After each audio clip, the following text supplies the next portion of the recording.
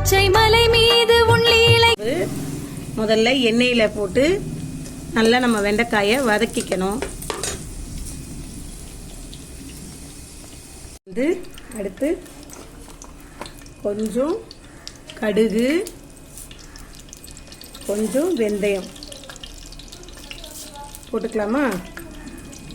இதில் போட்டுக்கலாமா? நம்மளோட கருவேப்பிலையை இதில் போட்டுக்கலாம். நம்மளோட ஆனியன், சின்ன வெங்காயம் ஒரு 1/4 கிலோ அளவு எடுத்துருக்கோம், அதை இதில் சேர்த்துக்கலாம். அடுத்து நம்மளோட தக்காளியை போட்டுக்கலாம். நல்லா வெந்துருச்சு வெங்காயம். நல்லா தக்காளியை நல்லா எடுத்துக்கலாம்.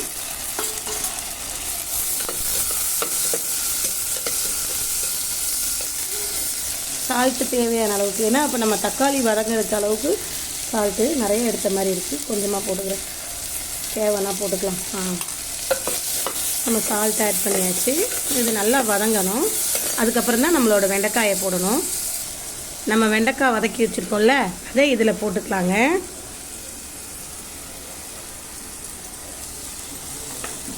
வதங்கணும்.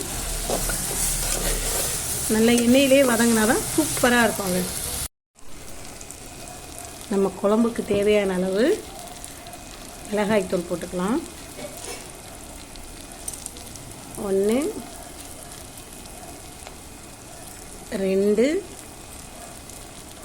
இது வீட்டில் அரைச்ச மிளகாய் தூளுங்க. இன்றைக்கி தான் ஃபஸ்ட் டைம் யூஸ் பண்ணுறேன். முந்தா நாள் போட்டிருந்தேன் பார்த்தீங்களா, அந்த மிளகாய் தூள். நான் இப்படி தாங்க மிளகாத்தூள் வதக்குனதெல்லாம் இதில் தாங்க வதக்குனேன்.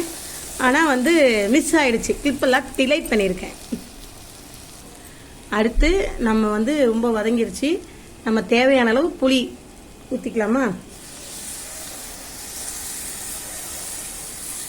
வெண்டைக்காய் புளி குழம்பு டன் ஆயிடுச்சுங்க.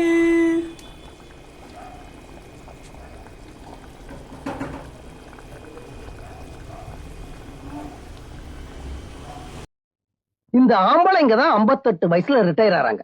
ஆனா இந்த பொம்பளைங்க இருக்காங்களே, அவங்க சாகர அன்னைக்கு வரைக்கும் சமயக்கட்டுல இருந்து ரிட்டையரே ஆறது கிடையாது. பொங்கல் கிடையாது, தீபாவளி கிடையாது, வருஷ பிறப்பு கிடையாது, கிறிஸ்துமஸ் கிடையாது.